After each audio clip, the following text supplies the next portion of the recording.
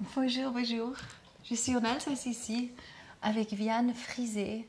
Et Vian Frisé, il est un spécialiste de la santé, je dirais. C'est ça. C'est merveilleux. Je Bonjour suis ici avec Mélanie aussi, avec leurs deux petites filles. Voilà, il est un jeune papa et en fait, tu es déjà très loin au niveau professionnel aussi. Donc, tu as compris des choses extraordinaires. Tu as compris que chaque maladie a une origine. Oui. Et tu travailles vraiment sur ça. Tu fais des coachings, tu donnes des cours carrément. Et tu vois, tu accompagnes beaucoup de gens. Peut-être tu veux bien me raconter un petit peu ta vie et surtout aussi qu'est-ce que c'est exactement, comment tu travailles. Ok. Alors c'est vrai que pour moi ça paraît évident parce que je travaille comme ça depuis longtemps, mais c'est vrai que ce que j'ai compris et ce dont je suis persuadé aujourd'hui, c'est que derrière chaque symptôme, il y a un vécu émotionnel bien précis. Donc derrière chaque maladie, il y a une souffrance émotionnelle. En tout cas dans la grande majorité des maladies. Donc voilà. Mon parcours, pour un petit peu expliquer comment j'en suis venu à ça, étant petit, moi-même j'étais assez gravement malade et on avait essayé pas mal de solutions classiques, concrètes. Tu avais quel âge? J'avais 5 ans. Quand j'ai commencé à être malade. Qu'est-ce que c'était, juste pour expliquer un petit peu? C'était un syndrome myélodysplasique, donc quelque chose dans la moelle osseuse qui est un petit peu comme une préleucémie, donc quelque chose qui ressemble un peu à une leucémie dans le sens où voilà, tout ce qui est plaquettes et cellules sanguines ne fonctionnent pas de la bonne façon. Et donc j'étais régulièrement fort malade, je loupais beaucoup de cours, je loupais beaucoup d'écoles. J'étais à peu près toutes les 3 semaines, un mois, avec une grosse grippe au lit, pendant une grippe gastro. Pendant une bonne semaine à louper les cours et puis après je m'en remettais et puis je retombais dedans, etc. Et ça a duré plusieurs années. Wow. Et on avait essayé pas mal de choses classiques, de la thérapie classique et puis aussi alternative, de l'homéopathie, pas mal de traitements annexes, beaucoup de régimes. J'avais une grande liste de choses que je ne pouvais plus manger. Et tu étais déjà très conscient? Maintenant, tu te rappelles encore de cette période? Ouais. Ah oui, parce que ça a duré jusqu'à mes 10 ans. Donc quand même à cet âge-là, c'est vrai que les débuts, je m'en souviens moins, 5, 6 ans, je m'en souviens moins, mais je me souviens de la dernière partie, à partir de 8 9, 10 ans, ça je m'en souviens bien. Et comme je dis souvent, c'est vrai que le matin, après avoir pris tous mes médicaments, j'avais plus faim tellement il y avait de traitements à suivre et une liste de choses que je ne pouvais pas manger, quoi. Et donc un jour, j'ai découvert une approche, enfin mes parents m'ont emmené à tester une approche plus émotionnelle.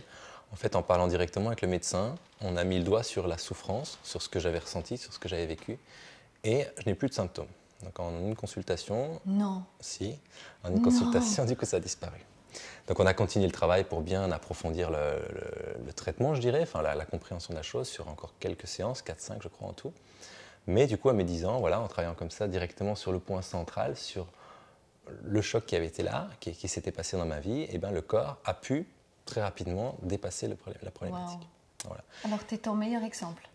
Bah oui, je suis passé par tout ça, donc je sais ce que vivent les gens, à la fois dans la recherche de solutions, à la fois dans la maladie, quand même, de tous les handicaps, tout ce que ça apporte, tout ce que ça entraîne dans la vie. Je me souviens, enfin c'est des exemples tout bêtes, mais je me souviens, voilà, les Nouvel An où tout le monde joue, et puis toi tu es là dans ton lit ou dans le canapé. Donc vraiment, tu étais mal, super mal Souvent, pendant 5 ans, ouais. vraiment. Ah oui, souvent, on était en Allemagne, on allait dans les centres. Oh là là. Enfin, mes parents ont testé beaucoup de choses. Je ne sais pas si tu connais Île-de-Garde, les centres Île-de-Garde, on allait faire des saignées. Enfin, ils ont testé plein de choses, même très alternatives pour essayer, parce qu'il n'y avait rien qui marchait. Parce qu'ils ne comprenaient pas. Ouais. Ouais, il n'y avait rien qui marchait. Et là, tu as pu pointer vraiment avec le doigt le problème. Et quelque part, il y a eu guérison qui a suivi. Voilà, il y a eu un gros relâchement émotionnel, une grosse prise de conscience. Donc, tu as pleuré? Et ça, je m'en souviens. Ouais. J'ai pleuré.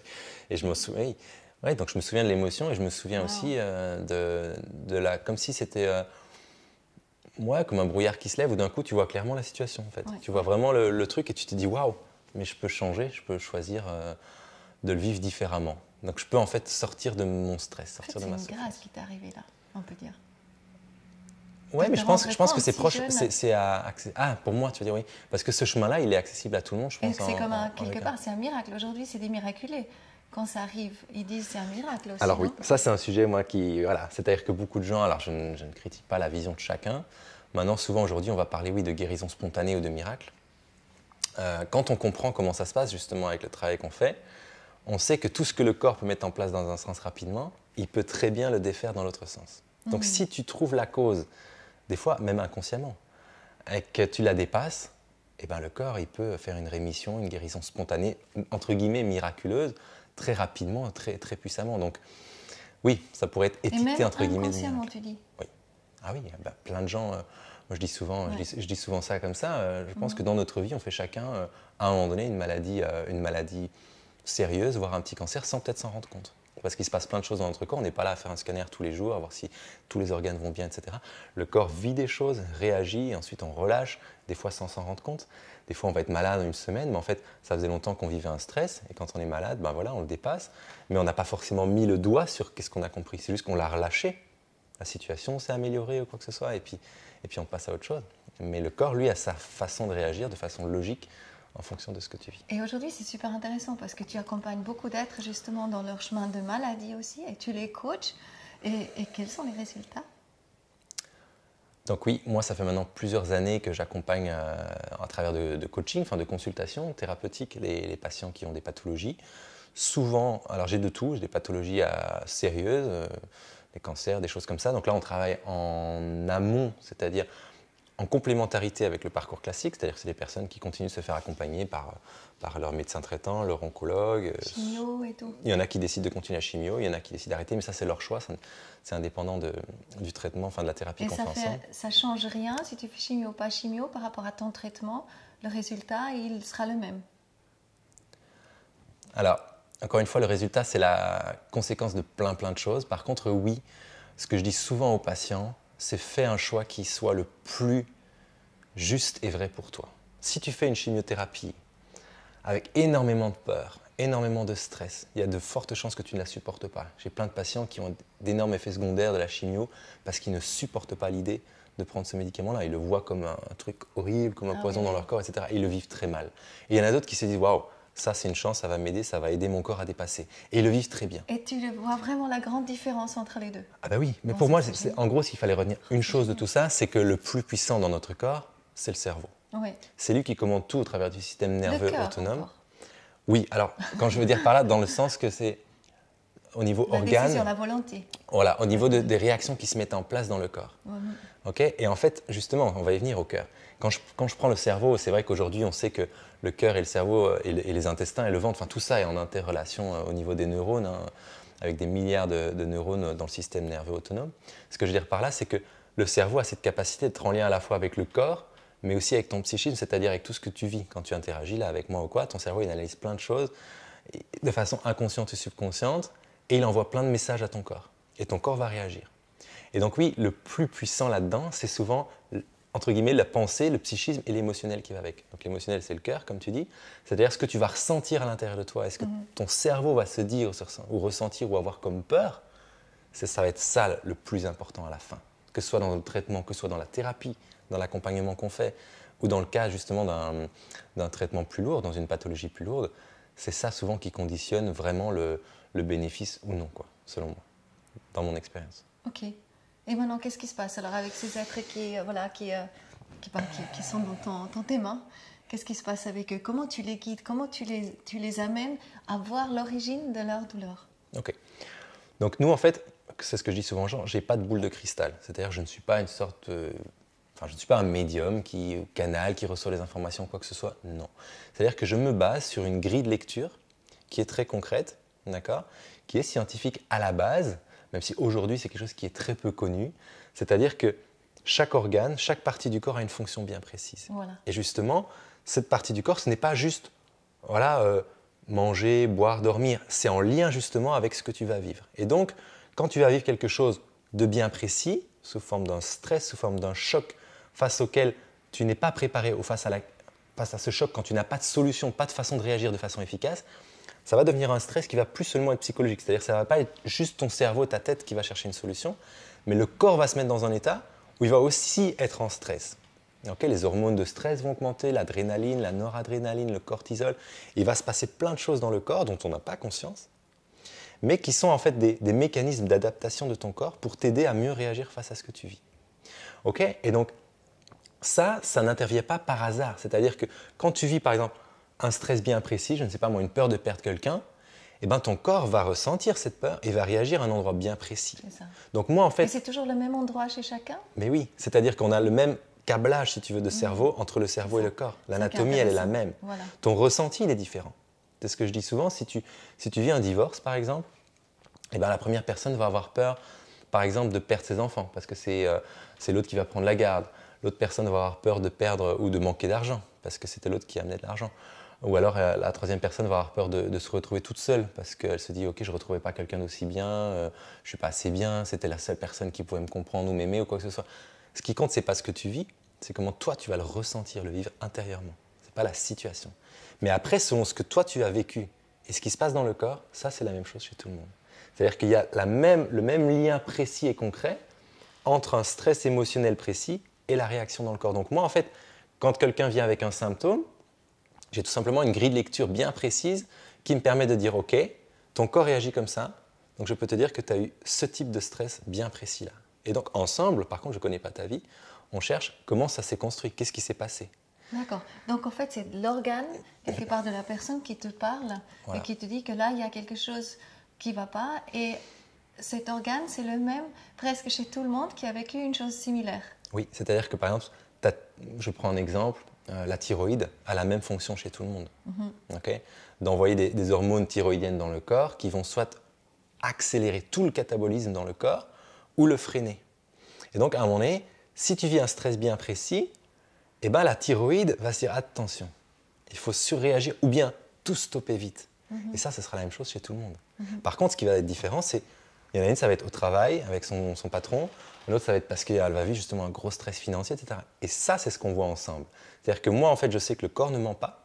Des fois, le patient, oui, sans le vouloir, c'est-à-dire qu'il m'emmène un petit peu partout, il ne veut pas aller des fois pour se Oui, parce qu'il ne s'est jamais regardé lui-même. Et c'est ça qui l'empêche d'ailleurs voir aussi l'origine de la maladie, parce que souvent, c'est des chocs, des traumatismes. Exactement. Et puis, on ne veut pas le montrer parce que ça fait trop mal.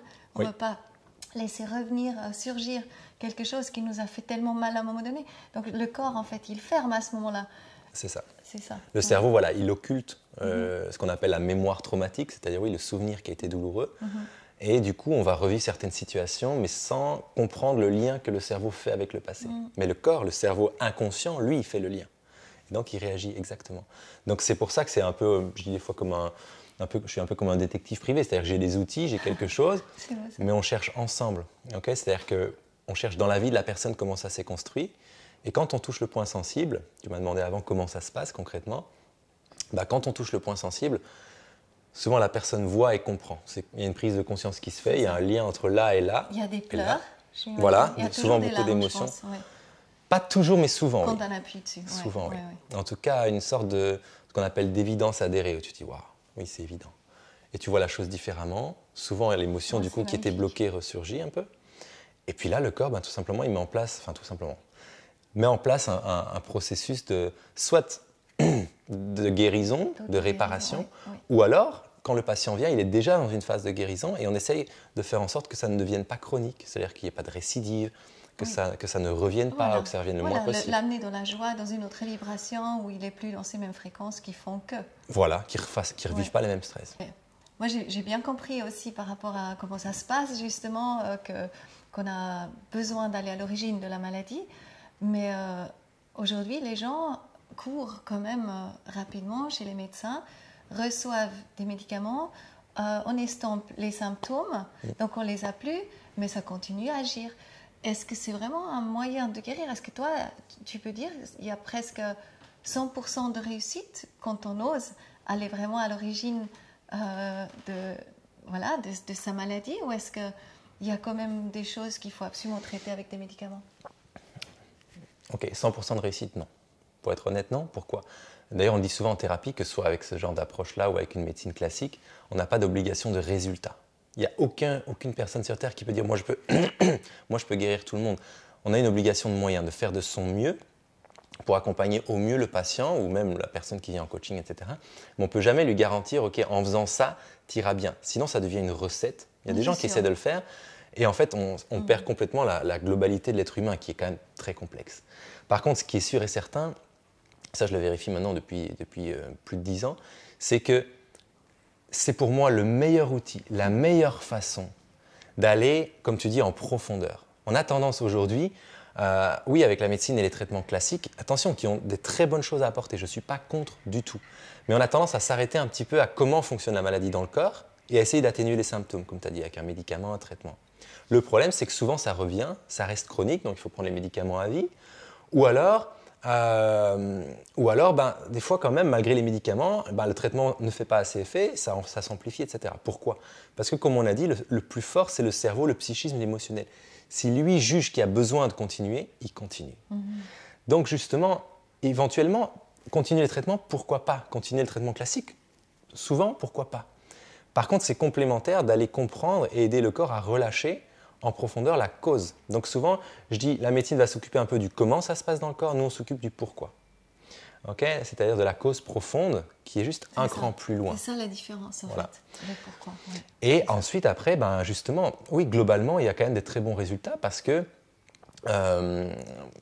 soit la personne était déjà dans la phase, on va dire, par exemple, inflammatoire, qui est souvent une deuxième phase, donc une phase de relâchement. C'est-à-dire qu'il faut savoir que l'inflammation, la plupart des maladies qu'on vit aujourd'hui, que tu as vu dans ta vie, une bronchite, une laryngite, une grippe, etc., etc., il faut bien savoir que ça, je sais que c'est une vision qui est aujourd'hui très peu connue, mais c'est une inflammation. Et l'inflammation dans le corps, c'est un mécanisme normal, naturel, pour guérir et réparer le corps. C'est ça. Donc quand tu tombes malade, souvent c'est que tu viens de relâcher ton stress. C'est ça.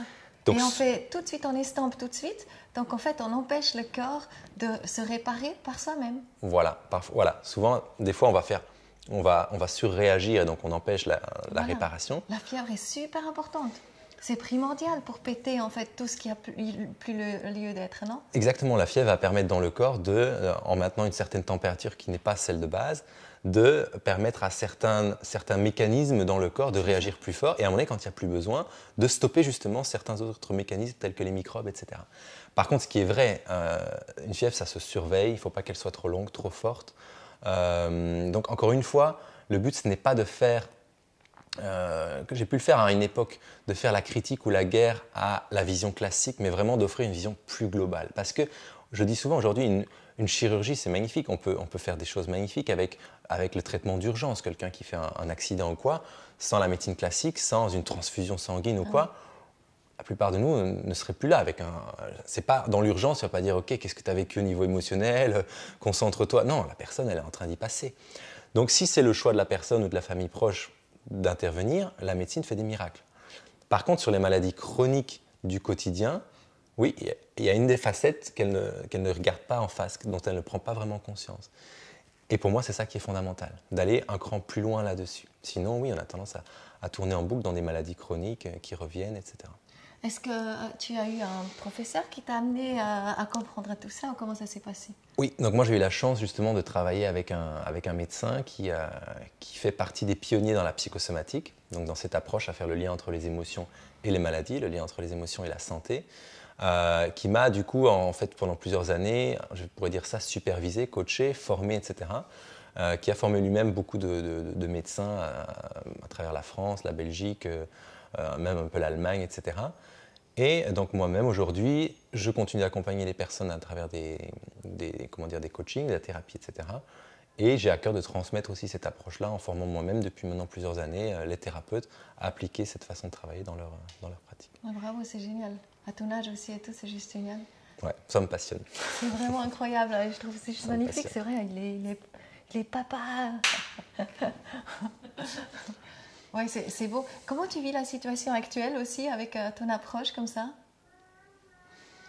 Oui, donc ça c'est un grand débat, assez différemment que la plupart des gens, je pense. J'avais écrit un article là-dessus au début de l'épidémie, d'accord,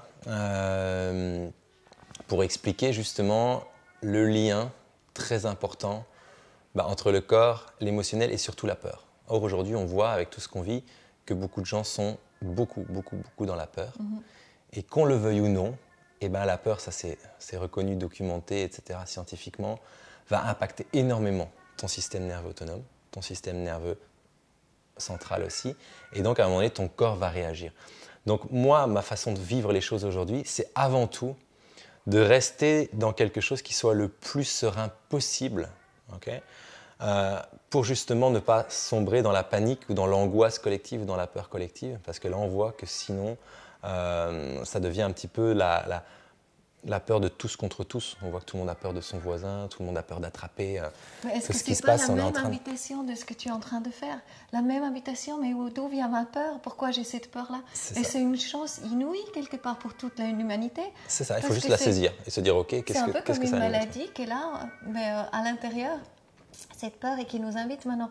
Va voir où elle a son origine, parce que le moment qu'on la voit, bon, on la résout, non? Oui, je suis assez d'accord, parce que quand on regarde, que ce soit dans la thérapie ou dans le coaching, quand on creuse rapidement derrière les problèmes des gens, c'est toujours fondamentalement une peur.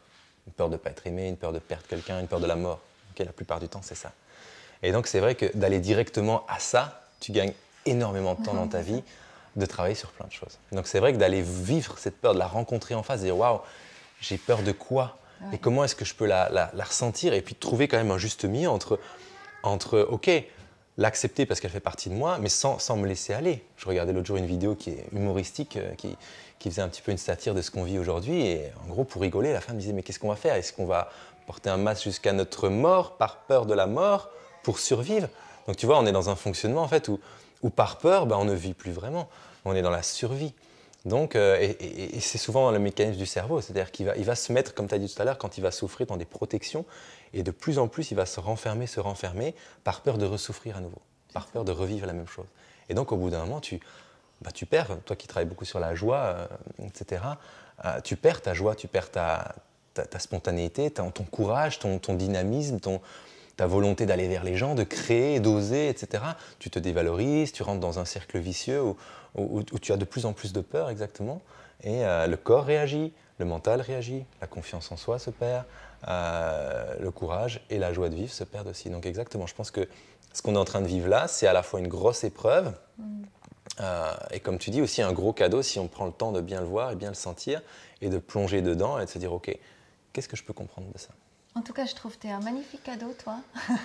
Trop contente de te connaître, Vianne. Merci pour cette interview. Merci beaucoup. Et puis, la meilleure suite possible, bien sûr, il y aurait tous les coordonnées de Vianne en dessous. Voilà, pour ceux qui veulent comprendre plus. Voilà, le site, etc. Oui, et puis pour ceux qui veulent, si jamais il y en a qui sont intéressés, hop, tac, on pouvait montrer ça oui, assez rapidement. Clairement, il a déjà écrit 2 livres, donc un pour les enfants. Voilà, donc moi, si je devais un petit peu résumer ce que je fais, parce que c'est une approche qui est quand même assez connue, qui est de plus en plus connue, c'est de surtout la rendre accessible à un public plus large et pas juste à des spécialistes, etc. Donc à travers les outils comme ça, concrets, pratiques, on peut mettre ça en place dans sa vie assez facilement, assez simplement, donc que ce soit pour les adultes ou pour les enfants sous forme d'une histoire, parce que pour moi, il est urgent aujourd'hui qu'on apprenne à comprendre comment on fonctionne, quel est le lien entre nos émotions et notre corps. Je dis souvent, ça c'est un peu le guide du routard de notre corps. C'est-à-dire que quand tu vas dans un voyage en terre inconnue, souvent, enfin il y en a qui le font, mais souvent tu as un petit guide pour savoir les bons endroits à aller, pour ne pas te perdre. Je prends souvent cet exemple, si je te parachute demain dans la jungle sans rien, sans sac à dos, sans outils, sans gourde, sans rien, eh ben, qu'est-ce qui risque de se passer? Tu risques de te perdre. Dans le chemin de la santé, c'est la même chose. Ce qui nous manque aujourd'hui, c'est une vision d'ensemble et des outils concrets pour y voir plus clair. Ça ne veut pas dire qu'on doit changer sa façon d'agir, mais on doit comprendre. Donc c'est vraiment ce que j'ai à cœur de transmettre, que ce soit avec les outils, les patients que j'accompagne, ou les formations pour thérapeutes que je donne. Génial. Et moi, je crois vraiment, c'est un magnifique cadeau. C'est vrai, souvent, on va chez des gens, on apporte peut-être une bouteille de vin ou comme ça. Mais c'est vrai que je pense que ça, c'est vraiment quelque chose qui apporte plus loin encore. Hein. Ça reste longtemps, on peut le donner plus loin. Donc, je crois vraiment, on a besoin de réfléchir à nos cadeaux. Et ça, c'est sûr, le Soma V, pour les enfants, pour les adultes. Voilà. Je pense avec vraiment... une bouteille de vin pour en parler après. Oui, c'est vrai. Bon. Pour relâcher les émotions des fois. C'est clair. Ça aide. C'est clair. Bon, génial. Okay. Merci beaucoup à toi. Merci.